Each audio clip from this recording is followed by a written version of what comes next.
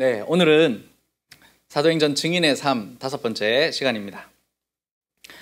사도행전에 나오는 성도의 정체성은 증인입니다. 그래서 이 시리즈를 통해서 하나님이 교회에 요구하시는 증인의 삶이 무엇인지 보고 우리가 어떻게 살아야 되는지 함께 고민하고 기도하려고 이 설교를 하고 있습니다. 여러분 기억하실지 모르겠지만 우리는 첫 번째 시간에 증거의 내용을 배웠습니다. 증거의 내용은 그리스도의 복음, 하나님 나라 복음을 전해야 된다. 두 번째 시간에 증거의 능력은 성령으로부터 온다. 그리고 세 번째 시간에 증거의 결과는 나눔과 섬김으로 나타나야 된다. 지난 시간에는 증거의 장애물이 있는데 그것이 뭐라고요? 위선이다. 그래서 교회는, 성도는 위선을 버리고 진정성 있는 신앙생활을 해야 된다. 이렇게 말씀을 살펴봤습니다. 여기까지가 시즌 1입니다. 증인의 삶 시즌 1. 요즘에는 드라마도 시즌으로 하잖아요, 그죠? 제가 설교를 시즌으로 준비했습니다. 시즌 1이 끝났습니다. 이제 시즌 2입니다, 오늘부터. 여러분, 시즌 1에서는 1부에서는 증거에 대해서 초점을 맞춰서 설교를 했습니다.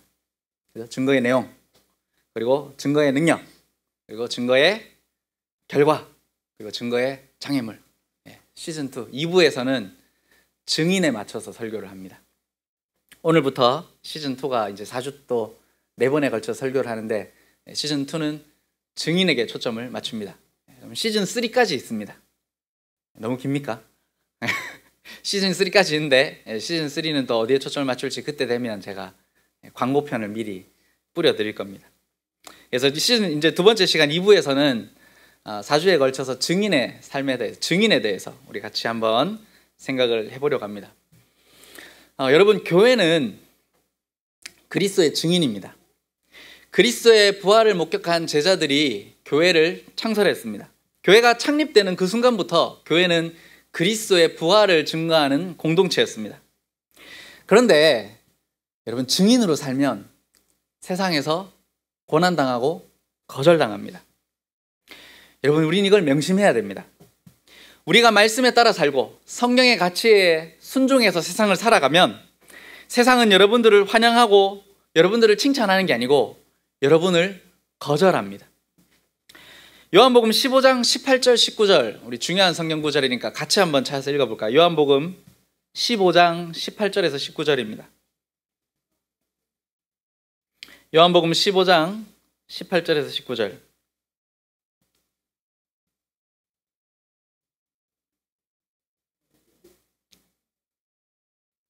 다 찾으셨으면 한 목소리로 크게 읽겠습니다. 시작.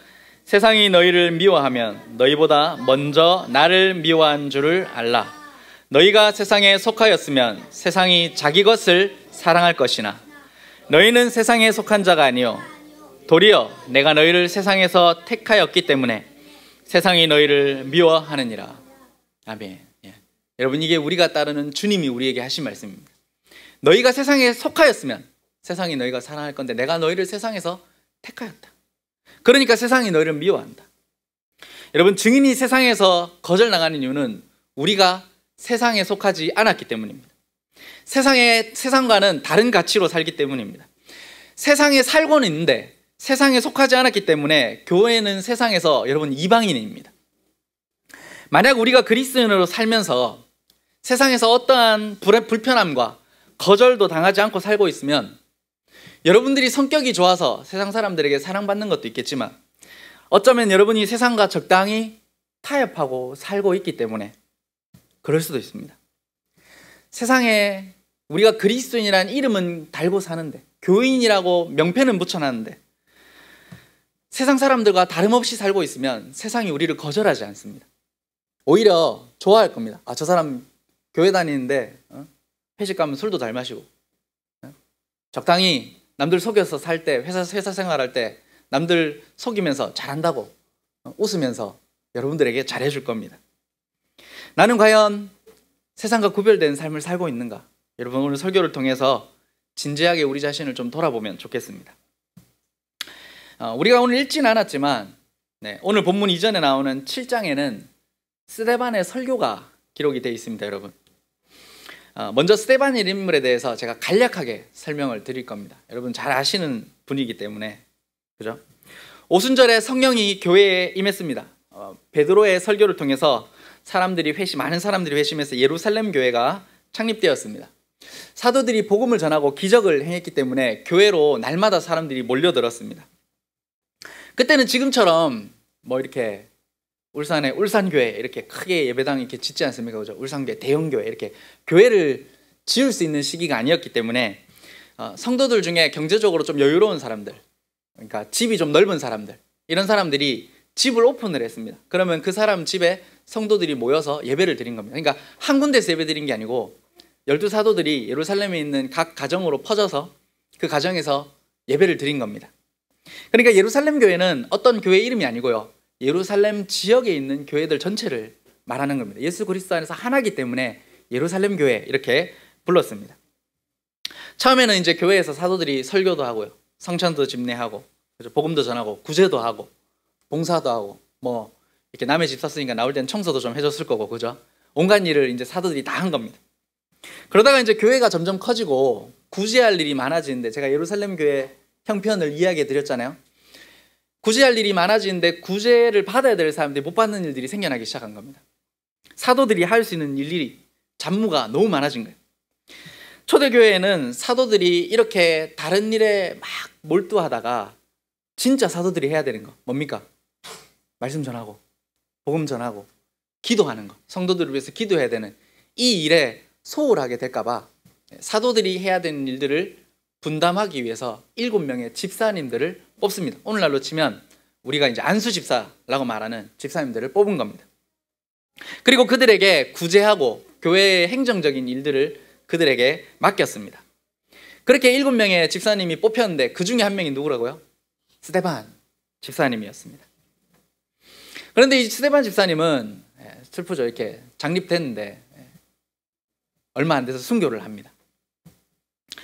스데반이 순교를 당한 죄의 이름은 신성모독이라는 죄명으로 순교를 합니다. 여러분, 당시에 유대인들이 가장 중요하게 생각하던 데가 어디냐면 바로 성전입니다. 성전. 유대교 특별히 유대인 지도자들은 이 성전 생활을 통해서 대단히 안락한 생활을 했습니다. 편안한 생활. 사실 이때는 안락한 생활이 힘든 때거든요. 왜 그렇습니까? 예루살렘 이스라엘 백성들이 누구의 식민지였습니까? 로마의 식민지잖아요. 그러니까 경제적으로나 부역도 많았을 거고 경제적으로도 힘들었던 시기란 말이에요. 근데 유대교 지도자들은 편안한 생활을 했어요. 왜냐하면 어쨌든 이스라엘 백성들은 성전으로 몰려왔거든요. 그러니까 이 유대교 지도자들이 어떻게 했냐면 성전 안에서 이렇게 재물, 하나님께 바칠 재물 같은 거 매매하도록 했습니다. 매매하도록 하고, 그리고 성전 안에서만 쓸 수 있는 돈을 따로 만들었습니다. 그래서 로마에서 쓰던 돈을 가지고 이 안에서 물건을 못 사는 거예요. 재물을 살 수가 없습니다. 그러면 뭐 해야 됩니까? 환전해야 됩니다. 이런 것들을 사람들이 할 수 있도록 판을 벌려주고 거기서 나오는 수익을 자기들이 얻는 거죠. 부당한 이익을 취하고. 그리고 또 이들은 율법을 가르친다라는 명목하에 선생님이라고 존경도 받았습니다. 그러니까 경제적으로도 넉넉했고 사람들에게 존경도 받고, 다른 이스라엘 백성들이 대단히 힘들게 살았던 거랑은 정반대의 삶을 살았던 거죠. 그런데 스데반이 뭐라고 말하냐면 하나님이 더 이상 어디에 안 계시다고요? 성전에 안 계시다. 성전이 하나님의 집인데 하나님이 더 이상 성전에 안 계시다. 그러니까 성전은 더 이상 가치가 있다 없다? 없다. 이렇게 사람들에게 설교하고 가르친 겁니다. 왜 스데반이 이렇게 설교했을까요? 여러분, 오순절에 어떤 일이 일어났습니까? 성령님이 오셨습니다. 근데 성령님은 누굽니까? 하나님이거든. 그럼 이제 하나님이 오셨어요. 하나님이 오시면 어디로 가셔야 됩니까? 집으로 가야 되잖아요. 집으로. 우리 젊을 때 한 잔씩 하신 분들 다른 집으로 가신 분도 없죠? 성령 하나님이 오시면 성령의 집인 어디로 가야 됩니까? 성전으로 가야 되는데 집으로 안 가고 어디로 갔습니까? 다락방에 모여서 기도하고 있던 소수의 그리스도인들에게 성령 하나님이 임하신 거예요. 그러니까 성령이 성전으로 안 가신 겁니다. 이게 문제인 거예요. 물론 처음에는 성령이 예수님 믿는 사람들이 임한 게 큰 문제가 안 됐어요. 왜냐하면 이들이 대부분 누굽니까? 유대인들이거든. 당시 유대인들은 구약의 제사와 예수 그리스도 제사 드리는 거하고 예수님 믿는 거하고 공존했던 사람들입니다. 그 당시 사람들은. 그러니까 유대인들은 성전에서 제사 드리는 것이 당연했어요. 그러면서 예수님도 같이 믿은 거예요. 예수님도 살아계실 때 성전 제사를 거부했습니까? 안 했습니까? 예수님도 성전 제사를 거부하지 않으셨어요. 부정하지 않았습니다. 완전히. 그러니까 초대교회 기독교인들은 성전 가서 제사도 드리고 예배도 드리고 이렇게 했던 겁니다. 문제가 안 됐어요. 근데 이제 스데반은 다릅니다. 이름부터 다르죠. 스데반, 유대인의 이름이 아니잖아. 헬라인 그리스도인입니다. 스데반은 예수님이 오셔서 십자가에 죽으시고 부활하셔서 성령님이 오신 지금 이제는 더 이상 성전이 필요 있다 없다? 필요 없다. 오로지 주의 복음을 붙들고 그 복음을 믿고 증거하는 것만으로 충분하다. 이렇게 사람들에게 가르치기 시작한 겁니다. 성전이라는 게 예수님 오기 전까지만 필요했고 성령이 오셨는데 성전에 오신 것도 아니고 성도들에게 임했기 때문에 더 이상 성전은 그 의미가 없다. 필요하지 않다. 이렇게 이제 사람들을 가르친 거예요. 그런데 제가 말했잖아요. 유대인들, 종교 지도자들에게 이 성전은요, 성전 모독은 발작 버튼입니다. 여러분 우리 학생들 알죠? 발작 버튼이 뭔지 알죠? 딴 건 아닌데 그거 딱 건드리면 와 이러면서 난리친 게 발작 버튼이잖아요. 그러니까 딴 거 건드리면 안 되는데 성전을 건드린 거예요. 그러니까 유대인들이 특히 사두개인 같은 지도자들이 하나님의 율법과 성전을 모독했다고 스데반을 고소를 해가지고 스데반이 순교를 하게 된 겁니다. 여러분 신약시대에 우리가 성전, 교회라고 말할 때 그건 이제 더 이상 어떤 건물을 의미하지 않습니다. 교회는 건물이 아닙니다. 물론 우리가 모여있는 것을 편의상 교회라고 부릅니다. 그런데 우리가 예배드리는 이곳을 교회당, 예배당, 그죠? 예배처소 이렇게 부르잖아요. 여러분이 교회고 성령이 거하시는 여러분이 성전입니다. 우리가 교회를 세운다 할 때 이 건물은 우리가 모이는 장소라서 중요한 것이지 예배처소는 사실 어디에 있든 상관이 없습니다. 우리처럼 조금 불편해도 지하에 있을 수도 있고요. 뭐 우리 교회가 여기서 있다가 여름에 홍수 나가지고 잠기면 여러분들 가정 중에 좀 넓은 가정 있잖아요, 그죠? 거실 넓은 집에 같이 모이면 거기가 뭡니까? 거기가 남울산 장로교회인 거예요. 좀 불편함이 있어도 우리가 여기 지하에 모이는 게 얼마나 감사하게 지금까지 모여왔어요, 그죠? 그러니까 이 공간이라는 건, 예배드리는 공간이라는 건 그 의미로만 중요한 거지 더 이상 큰 의미를 둘 곳은 아니라는 거예요. 정말 중요한 건 뭐냐면 교회인 여러분 자신입니다. 여러분이 성전이고 여러분이 교회. 우리가 교회를 세운다는 건, 함께 모여서 개척을 해서 교회를 세워가는 건 여러분들이 하나님 안에서 참된 그리스도인으로 세워지길 바라면서 세운 거예요. 우리가 교회를 세울 때 여러분들이 돈 잘 벌어가지고 헌금 잘 모아가지고 번듯한 건물 세우려고 교회를 시작한 게 아니잖아요. 우리 교회 공동체가 말씀의 기준에 따라서 세워진 공동체가 되기 위해서 우리가 함께 모여서 교회를 세워가고 있는 거예요. 아무리 교회가 좋은 건물을 가지고 우리가 아무리 교회의 재정이 풍성해진들 여러분들이 말씀의 사람이 되지 않으면 의미가 없는 겁니다. 교회가 하나님의 기쁨이 돼야 되고 말씀이 세상을 비춰야 되고, 그죠? 여러분들이 세상에 나가서 빛과 소금으로서의 역할을 감당하는 진짜 교회가 여러분들이 돼야 되는데 여러분들이 만약에 말씀과 전혀 다른 삶을 살고 있으면, 성경이 말하는 가치와 다른 가치를 가지고 세상의 가치를 가지고 살아가고 있으면서 교회만 와서 성도라는 타이틀을 달고 있으면 그게 무슨 의미가 있겠습니까? 우리가 교회가 진짜 교회가 돼. 여러분들이 하나님의 말씀에 따라 변화돼야 되고 말씀의 가치에 따라서 세상에 나가서 살아갈 때 우리 교회가 진짜 의미가 있는 거예요. 그걸 위해서 우리가 함께 모여서 말씀 듣고 훈련하고 기도하고 하는 것 맞죠? 우리가 그걸 잊지 말아야 됩니다. 여러분 7장에 보면 스데반의 설교가 아주 깁니다. 그런데 이분의 직분이 뭐라고요? 집사님. 큰일 나. 집사님이 설교한 거예요. 여러분 초대교회는 아직 직분의 분화가 완전히 이루어지지 않은 시기입니다. 그러니까 사도들도 장로, 집사가 하는 일 다 했고요. 집사님들도 설교도 했고 심지어 세례도 줬고요. 구제도 하고 다 했습니다. 이 시기는 이제 직분이 아직 분화되기 전이기 때문에 필요한 건 다 해야 됐어요. 스데반의 설교는 세 인물에 관한 내용입니다. 아브라함, 요셉, 모세에 관한 그 구약 성경에 나와 있는 인물들의 이야기가 스데반의 설교의 주된 내용입니다. 세 사람 모두가 하나님과 언약을 맺었던 인물이고요. 유대인들이 특별히 중요하게 생각했던 인물들 세 사람을 스데반이 예로 들고 있는 겁니다. 이 세 사람의 특징이 뭐냐면 하나님이 세상에서 부른 사람들입니다. 불렀습니다. 그리고 세상을 떠나서 구별됐고 하나님의 부르심을 따라서 하나님을 믿기로 결심해서 세상에서 거절당했던 인물들이 이 세 사람입니다. 여러분, 아브라함은 하나님의 부르심에 순종해서 그동안 정들었던 메소포타미아의 문명의 중심지를 떠났습니다. 가장 화려하고 번영했고 살기 좋던 도시를 떠나서 자기가 알지도 못하는 땅으로 하나님의 부르심을 따라서 나섰던 사람이었습니다. 그 다음으로 등장하는 요셉은 하나님이 요셉을 택하셨습니다. 하나님 쓰셨죠. 근데 하나님이 택해서 꿈을 몇 번 꾸게 했더니 어떻게 됐습니까? 형제들에게 버림받았습니다. 팔려갔죠. 예? 하나님의 구원 역사를 이루기 위해서 이방 땅으로 팔려간 사람이 요셉입니다. 마지막으로 모세는 철저히 하나님의 섭리 속에서 준비된 사람이었습니다. 아들 다 죽여라 했는데 엄마가 숨겨가지고 이렇게 물에 뛰었더니 공주가 건져가지고, 그것도 누나가 미리암이 따라가서 엄마가 왕궁에 들어가서 이 아이를 젖을 먹이고 잘 키워가지고, 모세가 그렇게 해서 왕궁에서 왕자들이 받는 교육을 받으면서 몇 살 됐을 때? 40살 됐을 때 자기 민족이 이렇게 두드려 맞는 걸 보고 열이 받아가지고 달려가서 애굽 사람을 죽이잖아요. 사실 역사적으로 보면 대단한 일 아닙니까? 그죠? 민족을 위해서 이제 막 슈퍼 히어로 나온 것처럼 이제 내가 너희를 구해주겠다 하고 멋있게 딱 등장했는데 첫 번째 씬에서 자기 동족들한테 누가 너를 재판관으로 세웠냐 이래가지고 쫓겨나잖아요. 등장 첫 씬에 광야로 도망가가지고 40년 동안 광야에서 목동으로 살잖아요. 자기 민족에게 거절당했습니다. 그런데 40년이 지났을 때 하나님이 모세를 새로운 방식으로 다시 부르십니다.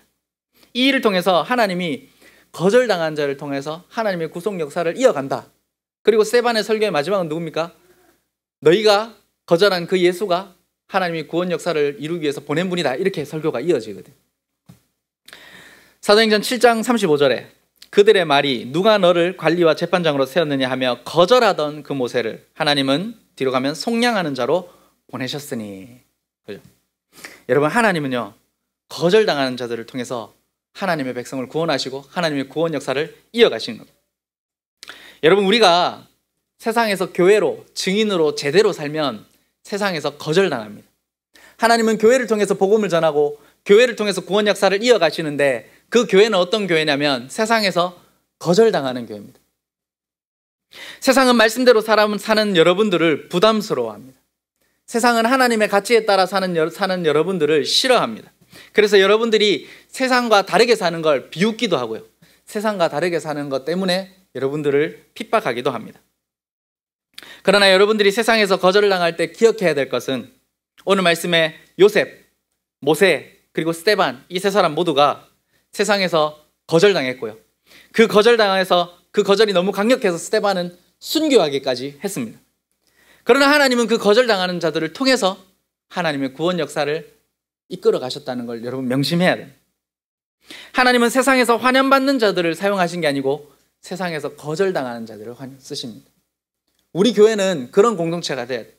세상에서 잘 나가고 세상의 사람들에게 칭송받지만 하나님 나라 가치대로 살지 않는 사람은 이 교회 안에서 하나님께 쓰임받을 수 없습니다. 하나님은 세상에서 거절받지만 하나님의 말씀에 순종하는 자들을 쓰십니다. 여러분이 예수님 믿는 것 때문에 말씀대로 사는 것 때문에 여러분 거절당하고 핍박당하면 여러분 기뻐하십시오. 베드로전서 1장 6절 7절에 그러므로 너희가 이제 여러 가지 시험으로 말미암아 잠깐 근심하게 되지 않을 수 없으나, 이 말은 근심하게 되지 않는다는 게 아니고 근심할 수밖에 없다는 말입니다. 오히려 크게 기뻐하는도다. 너희 믿음의 확실함은 불로 연단하여도 없어질 금보다 더 귀하여 예수 그리스도께서 나타나실 때에 칭찬과 영광과 존귀를 얻게 할 것이니라. 주님 말씀하셨습니다. 여러분, 문제는 사실 고난이 아닙니다. 우리가 그리스도인으로 살면 세상에서 고난받는 게 참 힘든 일인데 문제는 고난이 아닙니다. 세상에서 거절당하는 게 문제가 아닙니다, 여러분. 심지어 우리가 일평생 닮고 싶고 따르고 싶은 예수님도 세상에서 어떻게 됐습니까? 거절당하고 배척당하셨습니다. 이 세상에서 그리스도 때문에 거절당하는 사람은요, 마지막 날에 예수님이 영접할 겁니다. 여러분이 예수님 믿는 것 때문에 세상에서 거절당하면 마지막 날에 예수님이 여러분들을 영접한다니까요. 그런데 여러분들이 세상에서 예수님을 거절하면 마지막 날 심판대 앞에서 예수님이 하나님 앞에서 여러분들을 거절하실 겁니다. 고난도, 세상에서의 거절도, 그리스도께서 다시 나타나실 때 그게 다 여러분들의 칭찬과 영광과 존귀가 된다라고 하나님의 말씀이 가르치는 겁니다. 여러분, 주님 앞에 뭘 가져갈 겁니까? 주님 만나러 가야 되는데 주님 앞에 뭘 가져가시겠습니까?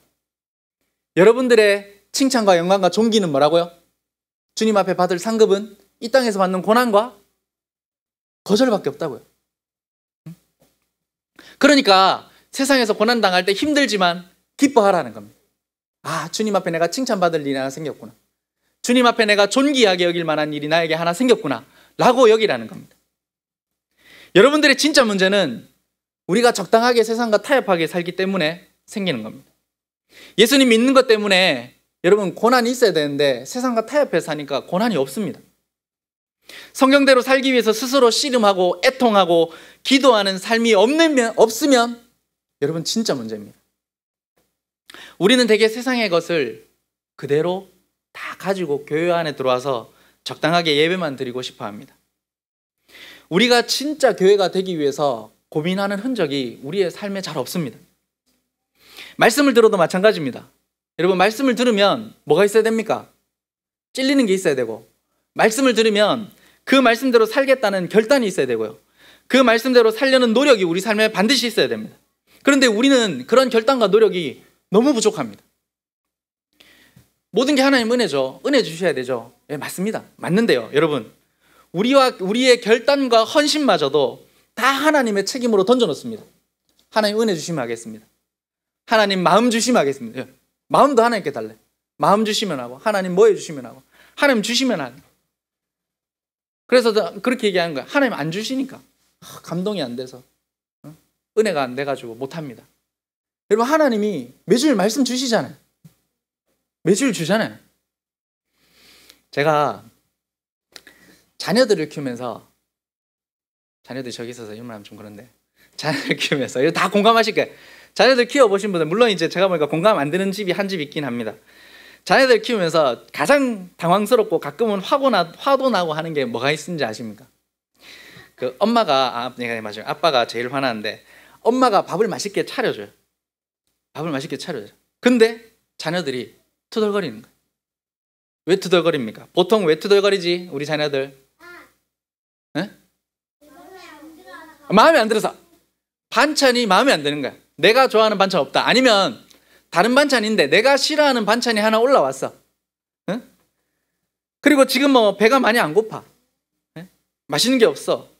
막 이렇게 해서 아이들이 투덜거립니다. 투덜거릴 때 이제 맛있는 게 없니? 뭐 좋아하는 반찬이 없니? 애들이 뭐 왜 내가 싫어하는 반찬이 했니? 이런 말을 들으면요, 겉으로는 이렇게 해야죠, 그죠? 그래도 기쁘고 감사한 마음으로 먹어야지, 이렇게 노력을 합니다. 근데 마음은 어떻습니까? 말은 그렇게 하지만 마음은 어때요? 그냥 빨리 먹고 가라. 이걸 그냥 굶겨버릴까 보다. 배가 고파야 이런 소리 안 하지.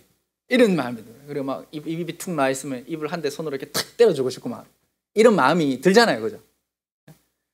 부모님이 맛있게 밥을 차려줬는데 불평하면 그 모습을 보는 부모님이 마음이 그렇단 말이에요. 실제로는 안 먹어 속상하기도 하고. 근데 우리가 매주일 하나님 앞에 와서 이런단 말이에요. 하나님은 매주일 하나님의 말씀을 먹여주시는데, 하나님의 말씀을 우리에게 분명히 전달해 주시는데, 우리는 뭐라고요? 마음에 드는 말씀이 없어. 내 마음에 탁 와닿는 말씀이 없어가지고 입이 대빵 나와가지고 이렇게 있단 말이에요. 여러분, 하나님 보시면 어떻겠어요? 입이 이렇게 나와 있으면, 말씀 듣는데 은혜도 못 받고 입이 나와 있으면 하나님이 입을 한 대 탁 때려 주셨단 말이에요. 제가 때리면 입만 아프지, 하나님 때리면 입이 뒤로 나온단 말이에요. 여러분, 너무 분위기가 무거워서 제가 한 말입니다. 여러분, 우리가 하나님 말씀 주시면요, 그 말씀을 받아서 먹어요. 그 반찬 중에는요, 나의 건강, 영적 건강에 좋은 건 입에 쓸 수도 있어요. 맞죠? 딱딱한 음식도 있단 말이에요. 하지만 그 말씀을 하나라도 더 받고 결단하고, 하나라도 순종하고, 하나라도 꼭꼭 씹어서 삼켜야 내가 증인으로 자라고 교회답게 변해가는데, 그런 것 없이 하나님이 주신 식탁 앞에서 하나님 감동 주셔야죠. 하나님 은혜 주셔야죠. 하나님 동기부여가 잘 돼야 내가 교회에서 뭘 하죠. 이런 말 하고 있는 거예요. 여러분, 우리가 주의해서 오늘 본문을 봐야 될 게 있는데, 스데반이 하는 설교를 이 구약의 내용 아닙니까? 유대인들이 알았을까요? 몰랐을까요? 듣는 유대인들이. 다 아는 내용이죠. 모세 이야기, 아브라함 이야기, 요셉 이야기 다 아는 얘기입니다. 여러분도 다 아는 얘기입니까? 아닙니까? 여러분 다 아는 얘기죠. 잘 읽어보진 않으니까 60절까지 있으니까 웬만하면 뭐 읽어볼 엄두도 안 낼 건데 우리도 사실 다 아는 얘기. 심지어 유대인들이 스데반의 설교를 듣고 마음에 찔림이 있었습니다. 찔림이 있었다는 건 말씀을 듣고 감동이나 뭔가 있었다는 거예요. 은혜가 있었다는 거예요. 그런데 전혀 다른 모습이 나타납니다. 7장 54절에 그들이 이 말을 듣고 마음에 찔려 그를 향해 어땠다고요? 이를 갈거든. 너무 익숙한 말씀인데, 너무 잘 아는 말씀인데 전혀 반대로 나. 이 말씀을 듣고 변화되었던 스데반은 증인의 삶을 살았고요. 이 말을 듣고 찔렸지만 이를 갈았던 유대인들은 증인을 박해했습니다. 여러분 이런 차이가 어디서 나올까요? 말씀을 너무 잘 알아. 유대인들 사실 여러분들이 이 말씀을 아는 것보다 유대인들 훨씬 더 잘 알았습니다. 그 말씀에 너무 익숙합니다. 여러분 말씀을 습관적으로 받아들이고 너무 익숙하면요 그 말씀을 가지고 나쁜 짓 합니다. 나쁜 짓 해요. 하나님의 말씀대로 살겠다고 결단하고 구체적으로 삶의 변화로 나타나는 데까지 가지 않으면, 여러분들이 이 말씀대로 살아내지 않으면 그냥 귀로만 익숙한 말씀으로 계속 습관적으로 말씀을 받아들이면요 여러분들도 우리도 유대인처럼 될 수 있다는 말이에요. 증인이 돼야 되는데 오히려 증인을 미워합니다. 교회가 돼야 되는데 교회를 세워가는 일들을 방해하고요. 교회는 다니는데 다른 사람들을 힘들게 하는 사람들이 얼마나 많은지 모릅니다. 여러분 스데반을 죽인 데 앞장섰던 유대인들 천국 갔을까요? 못 갔을까요? 제가 하나님은 아니지만 물론 그 중에 제일 앞장섰던 사람 바울은요 예수님 만나서 막 눈도 멀고 막 하나님이 막 예수님 엄청 때려가지고 결국 예수님 믿었잖아요. 그죠? 바울은 천국 갔을 거고. 예수님 박해했던 유대인들 중에 바울처럼 예수님 믿었던 사람이 있을까요? 없을까요? 뭐 있을 수 있죠. 그죠? 그럼 믿었고 천국 갔겠죠. 그럼 나머지 사람도 어떻게 됐을까요? 죽었죠. 맞죠? 죽었습니다. 이미 다 죽었습니다. 저 말은 진리입니다. 그런데 예수님 안 믿었으면 지옥 갔겠죠. 우리가 판단할 수는 없지만 지옥 갔을 거예요. 그러면 우리는 이 사람들의 이야기는 이렇게 잘 판단을 해요. 근데 여러분 우리가 교회 다니는데 습관적으로 말씀 듣고 하나님 말씀대로 순종 안 하고 우리의 가치관이 변화 안 되고 그리스도인답게 살지 않으면 우리 천국 갈까요? 지옥 갈까요? 그러니까 우리는 천국은 다 프리패스야. 예. 루터 목사님이 이신칭의를 너무 잘 가르쳐가지고 우리 믿음은 다 바른 믿음이고 우리는 어떻게 예수님을 믿어도 교회만 다니면 다 천국 간다고 생각하고 사는 거예요. 여러분 근데 진짜 그렇습니까? 네? 성태 왜 이렇게 심각하게 목사님을 이렇게 고개를 이렇게 해가지고 여러분 제가 여러분들 지옥 간다고 그렇게 얘기하는 게 아니고요. 여러분 우리가 습관적으로 말씀을 받아들일 때가 너무 많습니다. 맞죠? 다 아는 말씀이니까. 네. 그런데 진짜 예수님을 사랑하지 않고 우리가 정말 하나님의 자녀답게 변화되지 않으면 우리가 그렇게 살면서도 천국 간다고 믿고 사는 건 어떻게 보면 우리 자신을 스스로 속이는 겁니다. 우리 야고보서 수요일날 듣지 않습니까? 행함이 없는 믿음은 구원하는 능력이 있다고 없다고요? 없다. 그 믿음은 죽은 믿음이다. 이게 주님의 말씀 아닙니까? 그죠? 응?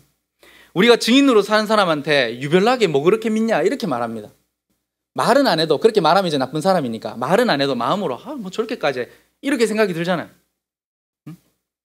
여러분 세상에서 하나님이 부르신 사람답게 우리가 살지 않으면요 우리의 믿음을 진짜 진지하게 한번 점검해 봐야 되는 거예요.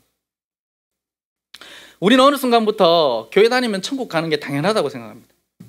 성도들 나눔할 때 이야기 들어보면요 저는 연약해가지고요 마음이 힘들어가지고 그죠 마음이 힘들고 연약하죠 저도 연약해가지고 잘 못해요 이러고 연약 잔치 대회 뭐 이런 거 하잖아요. 여러분 말은 이렇게 하지만 제가 연약해서요 이렇게 말하지만 실제로 말씀 듣고 은혜 받고 변화된 삶을 살려고 노력하는 사람은 괜찮습니다.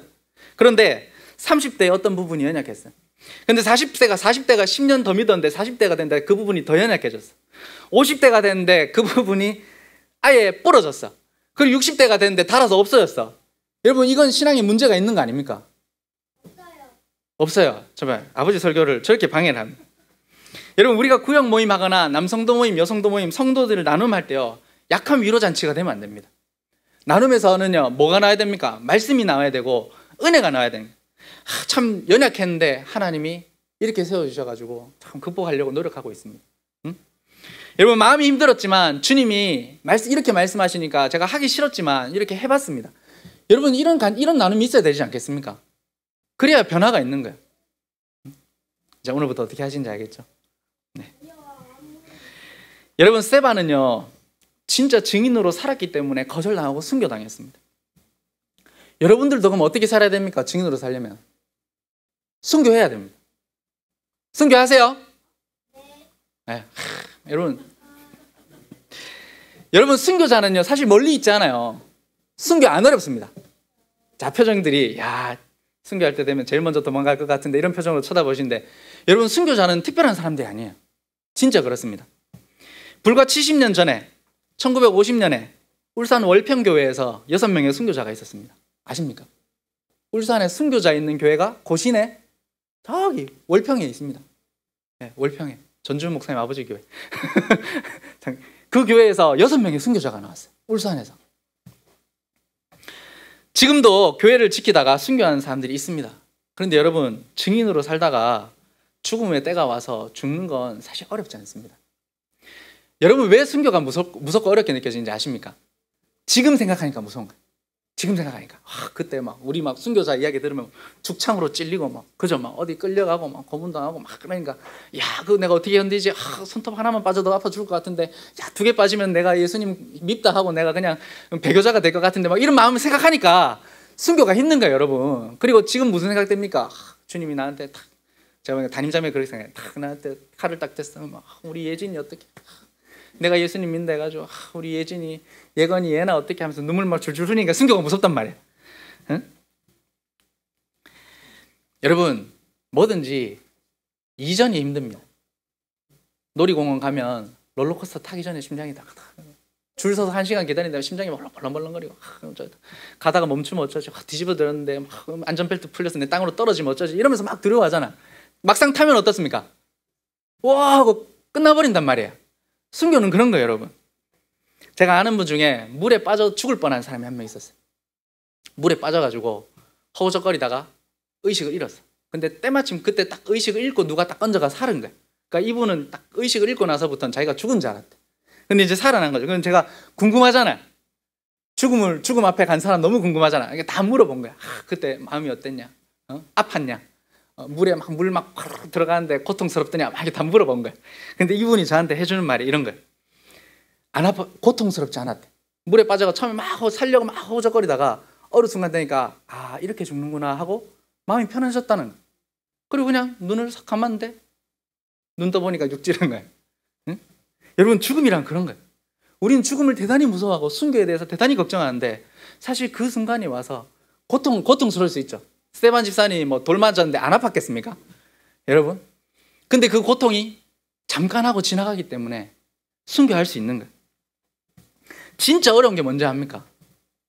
일상을 순교자로 사는 게 어렵습니다, 여러분. 네.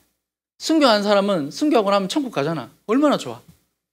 남겨진 사람들이야 먼저 간 사람 보면 왜 보면 스데반 집사님 죽은 거 장사 지내고 슬퍼했다 이러지만, 남겨진 사람은 슬퍼하지만 순교한 사람은 하나님 앞에 영광이고 하나님 앞에 가기 때문에 좋은 거죠. 진짜 어려운 건 이 땅에 남아서 일상을 순교자로 살아야 되는 여러분들이 진짜 힘든 거예요.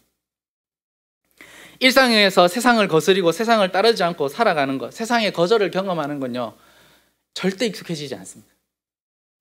절대로 익숙해지지 않아요. 말씀대로 살기 때문에 세상 사람들에게 소소한 일에 무시당하고 비웃음 당합니다. 여러분, 그러면 어떻게 되는지 아십니까? 가랑비에 옷 젖듯이 내 마음과 육신이 무너져 내리기 시작합니다. 그게 일상에서 경험하는 순교입니다. 그래서 우리는요 매 순간 순교자가 되어야겠다 각오하면서 사는 거예요. 이 땅에서 그리스도인으로 산다는 건, 증인으로 산다는 건 매 순간 순교자로 살겠다는 각오로 여러분 세상을 사는 거라고.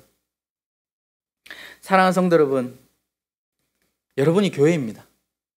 여러분이 증인입니다. 여러분들은 매 순간을 순교자라고 생각하고 살아야 됩니다.